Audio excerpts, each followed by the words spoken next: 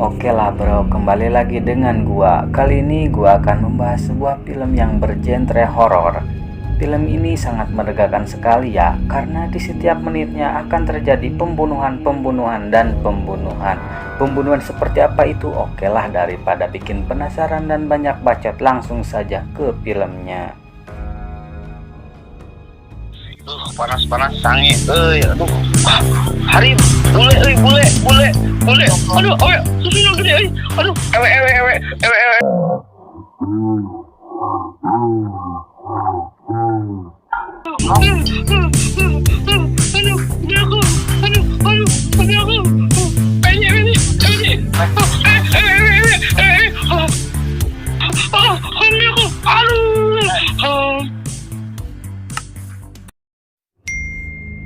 Film yang diawali dengan dilihatkan mantan gua, yaitu Tara, yang sedang berada di dalam rumah sendirian. Tiba-tiba ia mendapat telepon dari seseorang yang tak dikenalinya. Entah mantannya apa gebetannya. Di dalam teleponan tersebut, Tara yang sedang diancam bahwa dirinya akan dibunuh. Tara pun langsung keluar rumah dan sialnya di luar pintu sudah ada seseorang yang bertopeng Ghostface. Mantan aing pun langsung diserang. Tara yang sudah terkena serangan berusaha untuk menutupi pintunya. Namun tak cukup dari situ kawan, si pembunuh pun berhasil masuk ke dalam rumah Tara. Lagi dan lagi mantan aing pun diserang habis-habisan oleh si Ghostface. Sampai-sampai kakinya pun ditincak dan pisau pun menembus ke tangannya. Oke lah, biar kagak ribet si pembunuh ini, kita panggil saja si Ghostface. Tara yang tak mau kalah berusaha untuk menyerangnya, sehingga si Ghostface pun menusuk Tara tanpa ada rasa kasihan. Dan ini dia Scream.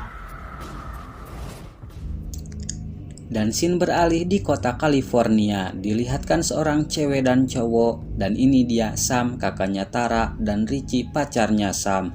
Dan tiba-tiba kita dilihat dengan adegan seperti ini. Dan Sam pun ditelepon oleh temannya Tara. Dan ia memberitahu kalau Tara sedang berada di rumah sakit karena ia diserang oleh si Ghostface. Tanpa banyak pikir, Sam pun langsung OTW dengan pacarnya. Dan scene berpindah ke kota Woodsboro dan sudah ada teman-teman gua dan mantan-mantan gua. Amber, bukan Ember, Wes, Mindy, Kad, dan Liv. Mereka yang sedang membahas tragedi Tara, mereka harus berhati-hati sekarang karena hal ini juga pernah terjadi di sejak 20 tahun yang lalu. Di mana kota Woodsboro pernah terjadi pembunuhan yang misterius yang si pembunuhnya sulit ditebak. Dengan kondisi sekarang mereka harus berhati-hati dengan orang yang tak dikenal, makanya tak kenal tak sayang.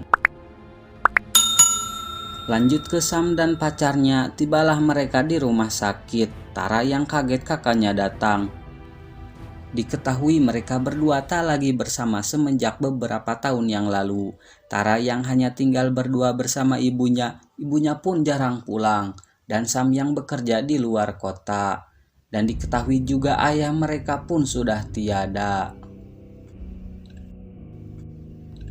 Mereka pun berkenalan satu sama lain. Lalu teman-temannya memberikan ruang kepada Tara dan Sam untuk melepas kerinduannya yang sudah lama tak bertemu. Sama halnya yang gua alami sekarang, yang rindu tapi sulit untuk bertemu.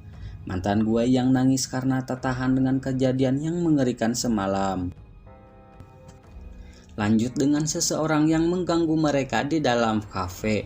Dan untungnya ia pun dapat diusir. Dan setelah itu ia berada di luar kafe. Tiba-tiba sudah ada mobil yang menyerotinya. Namun tidak ada siapa-siapa. Dan ternyata biasalah itu kelakuan si Ghostface yang ingin membunuhnya. Lanjut kepada Sam yang berada di dalam rumah sakit. Saat ia sendirian di dalam ruangan, tiba-tiba muncul bayangan seorang pria yang diketahui kalau itu adalah bayangan ayahnya Sam yang sudah tewas. Lagi dan lagi si Ghostface yang menelpon Sam. Saking emosinya Sam langsung menantang si Ghostface itu, dan ternyata si Ghostface sudah ada di belakangnya. Untungnya Sam tidak kena dengan serangan si Ghostface. Sam pun berusaha untuk melarikan diri. Dan di sini Sam mulai mencari tahu siapa si Ghostface itu sebenarnya, dan dia tahu siapa orang yang berkaitan dengan Billy Loomis terdahulu, ialah Dewey, yang kini mantan kepolisian sekaligus orang yang selamat dalam pembunuhan dahulu. Sam bergegas sampai di rumahnya. Awalnya Dewey tidak mau menerima mereka, tapi Sam mengaku kalau ia putri dari Billy Loomis. Di sini Sam mulai menceritakan penyerangan si Ghostface kepada Tara dan Sam. Di sini kita sedikit tahu tentang si pembunuh atau si Ghostface itu. Dewey pun memberitahu motif dari si pembunuh itu. Jika Sam dan Tara ingin selamat, maka 1. Jangan percaya kepada pacar, karena tidak menutup kemungkinan si pembunuh itu ialah orang yang terdekat kita, karena luka sesungguhnya ialah dari orang yang disebut dengan istimewa. Di sini Dewey bisa membaca kalau si pembunuh itu ialah orang terdekat dengan mereka dan tahu keadaannya. Dan yang terakhir, si pembunuh selalu ada berkaitannya dengan sesuatu di masa lalu. Awalnya Dewey tidak mau terlibat dalam masalah ini.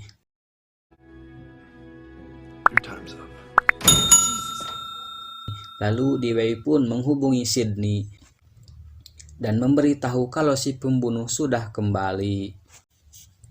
Dewey hanya ingin memastikan kalau Sydney baik-baik di sana. Itu mengingat tragedi mereka semua, dan Dewey mencoba menghubungi Gail untuk memberitahunya.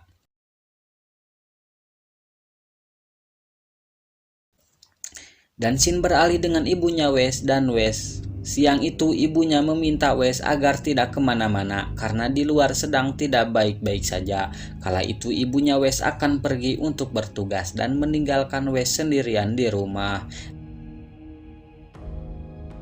Dan sialnya, si Ghostface malah menelpon ibunya Wes. Saat di perjalanan, dia mengancam akan membunuh Wes. Saking kaget dan rewas, ibunya pun langsung berubah menjadi Dom Toretto.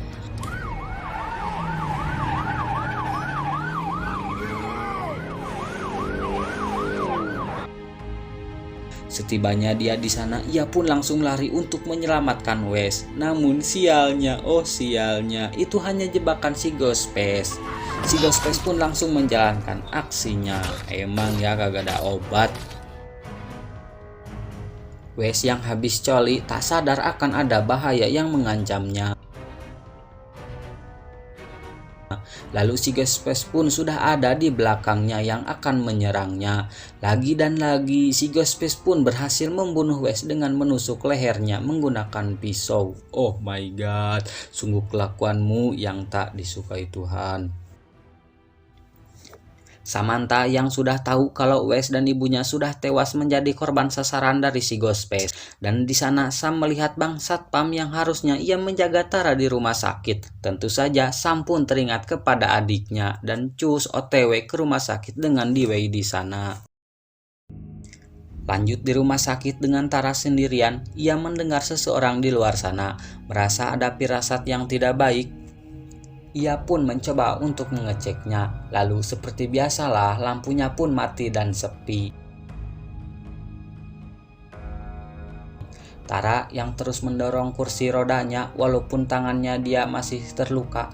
Betapa kagetnya saat melihat Bang Satpam di sana sudah dengan keadaan tewas dan berkelumuran darah. Dan Tara mendengar ada seseorang yang datang. Tara pun langsung sembunyi di salah satu ruangan. Namun ia salah mukul, ternyata itu Richie. Dia datang karena disuruh Samantha. Namun sialnya, si Ghostface pun sudah ada di belakangnya dan menyerang Richie.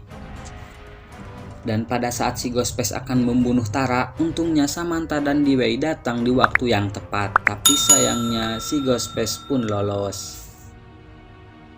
Dan pada saat Dewey membawa Richie dari sana, tiba-tiba si Ghostface kembali dan menyerang Dewey.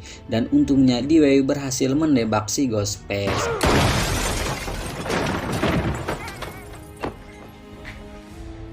Dewey pun bergegas membawa mereka dari sana.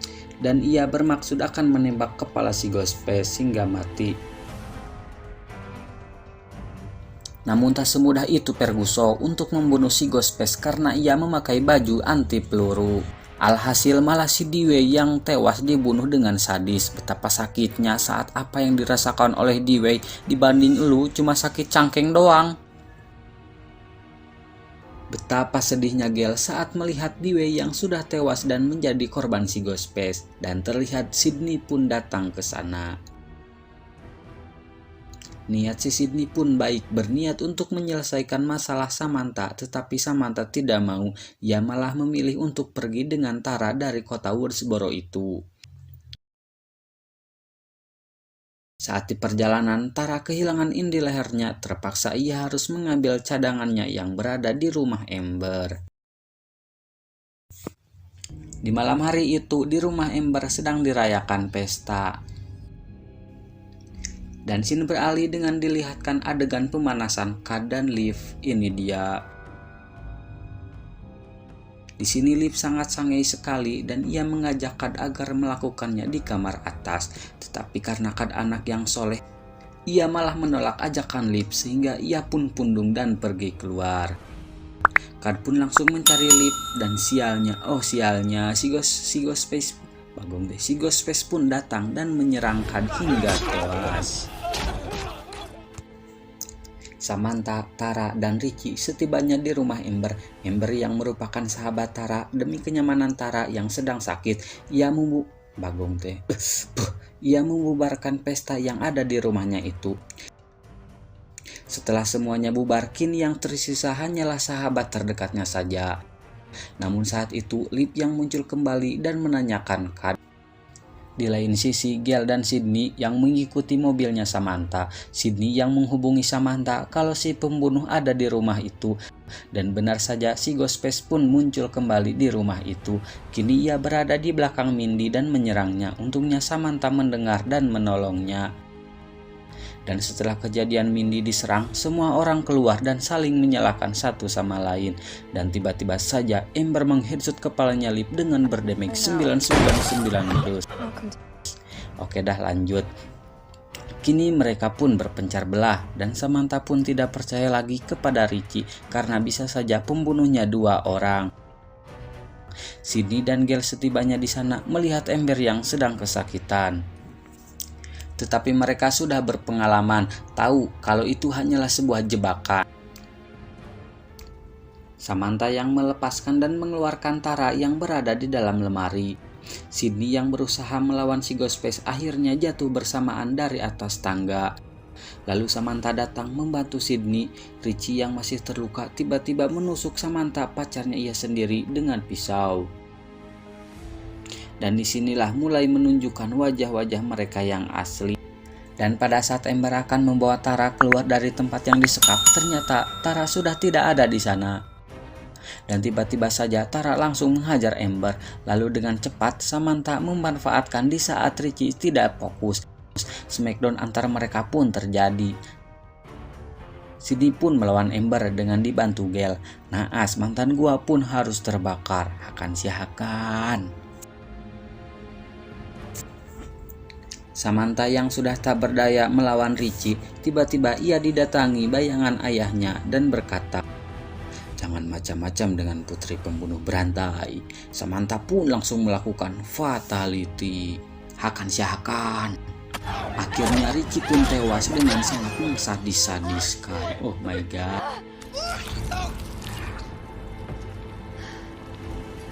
Dan adegan berakhir dengan Tara yang mengheadshot kepala Amber dengan berdemeg-demeg. Dan film pun selesai. Gimana bro? Filmnya sangat mengsadis-sadiskan bukan? Hikmah dari film ini ialah jangan terlalu percaya kepada seseorang yang baik. Karena luka sesungguhnya ialah berasal dari orang yang selalu dekat dengan kita. Oke, gua pamit. Jangan lupa like, comment, and subrek aja ya, agar lu tidak ketinggalan dengan film selanjutnya.